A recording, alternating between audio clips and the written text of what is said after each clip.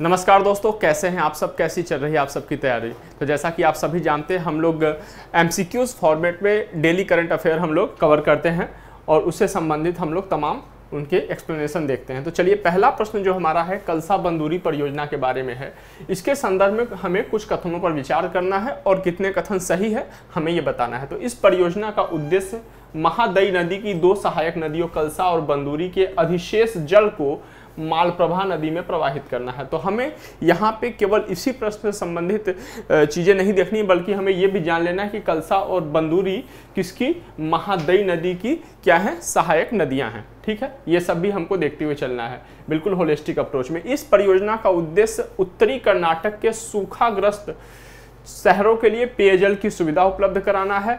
महादई नदी कर्नाटक के बेलगावी जिले में स्थित भीमगढ़ वन्यजीव अभयारण्य से निकलती है। ठीक है, तो ये भी हमको याद रखना है कि कहाँ से निकलती है। कई बार कुछ अभयारण्यों से या राष्ट्रीय उद्यानों से कुछ नदियाँ क्रॉस करती हैं, उनसे भी संबंधित क्वेश्चन पूछे जाते रहे हैं, तो ये भी महत्वपूर्ण है। अब कितने कथन सही हैं हमें ये बताना है, केवल एक, केवल दो, सभी तीन या कोई भी नहीं। तो इनमें से सभी तीन सही हैं, ऑप्शन सी सही है, तीनों सही है। ठीक है, अब हम इसके बारे में बात कर लेते हैं जो कुछ महत्वपूर्ण है, जरूरी है प्रीलिम्स के नज़रिए से।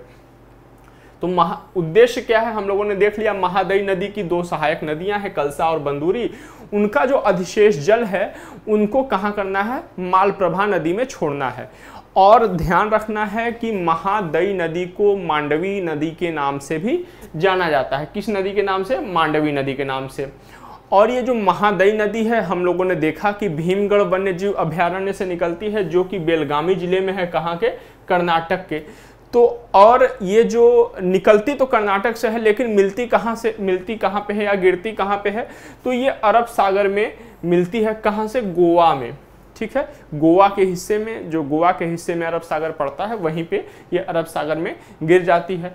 और ये जो परियोजना है, इसका जो लक्ष्य है कि जो मांडवी नदी पे कई गाँव हैं, वहाँ पे मांडवी नदी पे जो कई क्षेत्र है, वहाँ पे कई बांधों का निर्माण करना है, जिससे पेयजल वगैरह वहाँ पे मुहैया कराया जा सके।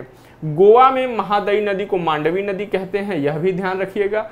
और जैसा कि हम लोगों ने क्वेश्चन में देखा कि इसका उद्देश्य क्या है, सूखा प्रभावित शहरों के लिए पेयजल सुविधा उपलब्ध कराना। तो हमको ये ध्यान रखना है, क्योंकि क्वेश्चन ये भी पूछ सकता है कि सूखा प्रभावित क्षेत्रों के लिए सिंचाई सुविधा उपलब्ध कराना। ठीक है, तो इसका जो मुख्य उद्देश्य है ये पेयजल उपलब्ध कराना है, ये हमें ध्यान रखना है। चलिए आगे चलते हैं।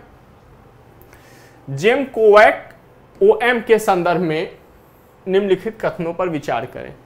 जेमकोवैक OM एक mRNA आधारित कोविड-19 बूस्टर वैक्सीन है। यह लायोफिलाइड फ्रीज ड्राइड वैक्सीन है। इसे ट्रोपिस नामक डिवाइस का उपयोग करके मरीज को दिया जाता है। ठीक है, कितने कथन सही हैं इनमें से? तो ध्यान देना है हमको, ये तीनों कथन सही हैं। अब हम इसके बारे में थोड़ा बात कर लेते हैं। ठीक है, चलिए, भारत के औषधि महानियंत्रक DCGI ने भारत के पहले mRNA, तो ध्यान रखना है भारत का पहला mRNA आधारित वैक्सीन है। क्वेश्चन इस बार भी पूछा था और इसके पहले भी परीक्षा में पूछा था। वैक्सीन किस टेक्निक से बनी हुई है या कौन सी वैक्सीन किस आधार पे बनी हुई है? ठीक है, तो जेमकोवैक OM ये एक mRNA वैक्सीन है, बूस्टर डोज है। इसे जेनेवा बायो फार्मास्यूटिकल्स लिमिटेड ने बनाया है और DCGI ने इसके आपातकालीन उपयोग की अनुमति भी प्रदान करी है, ये ध्यान रखना है। और यह लायोफिलाइड फ्रीज्ड ड्राइड वैक्सीन है। ठीक, और यह 2 से 8 डिग्री सेंटीग्रेड पे तापमान पे इसको संरक्षित किया जा सकता है, भंडारित किया जा सकता है और इस तापमान रेंज में इसके गुणों में कोई भी बदलाव नहीं आता है। ठीक है, ट्रोपिस नामक डिवाइस का उपयोग करके यह मरीज को दिया जाता है। और ट्रोपिस एक ऐसी तकनीक है या इस ऐसी तकनीक का इस डिवाइस में प्रयोग करते हैं जिसमें ये जो वैक्सीन है ना, इसको सुई का बिना उपयोग किए ही त्वचा के जरिए शरीर में पहुंचाया जाता है। बिना सुई का उपयोग किए त्वचा के जरिए शरीर में पहुंचाया जाता है। और इसमें इस तरीके से होता है कि ये जो उपकरण है यह इस वैक्सीन को उच्च दाब पर शरीर में प्रवेश करवाता है। यहाँ पे ये प्रेफराइज्ड तकनीक का उपयोग करता है। जो नई दवाएं होती हैं, वैक्सीन होता है, उसका क्लिनिकल ट्रायल व अनुमोदन कौन करता है? तो औषधि और प्रसाधन सामग्री अधिनियम 1940 के प्रावधानों के तहत नई औषधि और नैदानिक परीक्षण नियमावली 2019 के द्वारा किया जाता है या दिया जाता है। ठीक है, आगे देख लेते हैं हम लोग। जो सिडिस्को है या केंद्रीय औषधि मानक नियंत्रण संगठन, यह वैक्सीन के लिए मंजूरी देने हेतु यह जिम्मेदार है। और सिडिस्को की अध्यक्षता कौन करता है? तो DCGI सिडिस्को की अध्यक्षता करते हैं। औषधि महानियंत्रक जो होते हैं वो सिडिस्को की अध्यक्षता करते हैं। वैक्सीन के परीक्षण और उसके बाद के अनुमोदन में पूर्व नैदानिक चरण तथा मानव नैदानिक परीक्षणों के 3 चरण शामिल होते हैं। हमें ध्यान रखना है कि जो पूर्व नैदानिक चरण होता है यह मनुष्यों पर नहीं किया जाता है, इसके अंतर्गत मनुष्यों पर परीक्षण नहीं किया जाता है। अब हम mRNA के बारे में थोड़ा जान लेते हैं। mRNA वैक्सीन के बारे में थोड़ा जान लेते हैं। यह मैसेंजर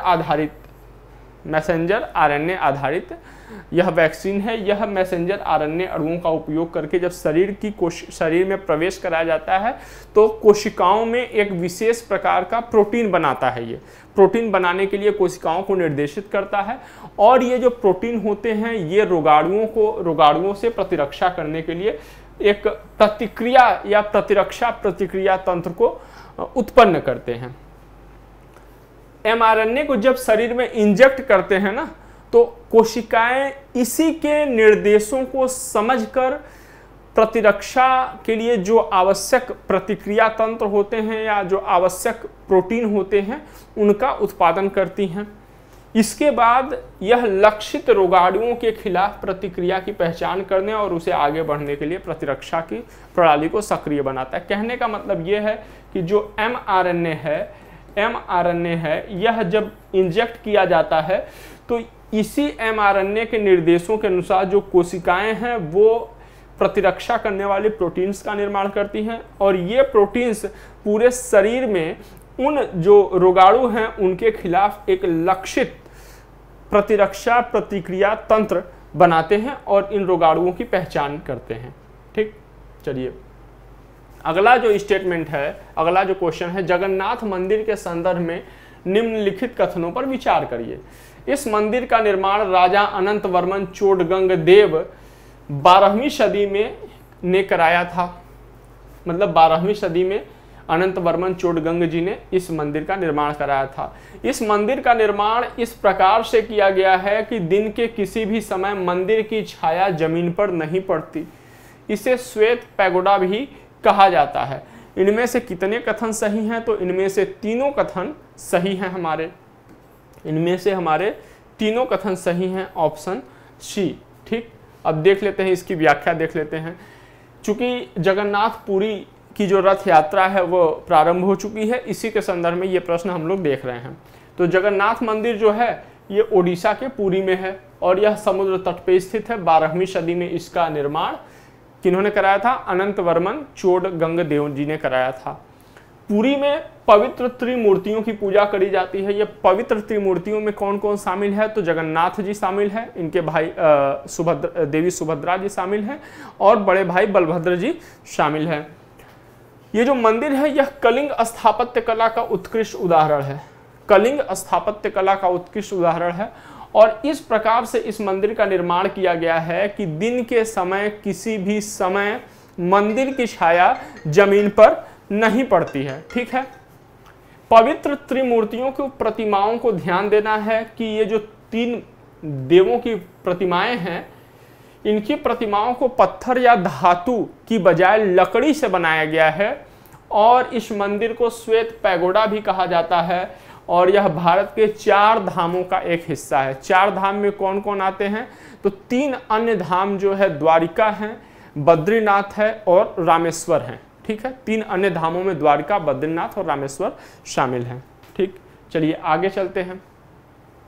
विश्व आर्थिक मंच ने लैंगिक अंतराल रिपोर्ट 2023 विश्व आर्थिक मंच के लैंगिक अंतराल रिपोर्ट 2023 के संदर्भ में निम्नलिखित कथनों पर विचार करें।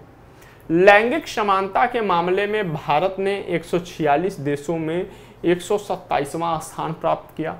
वर्ष 2022 के सूचकांक में भारत 135वें स्थान पर था।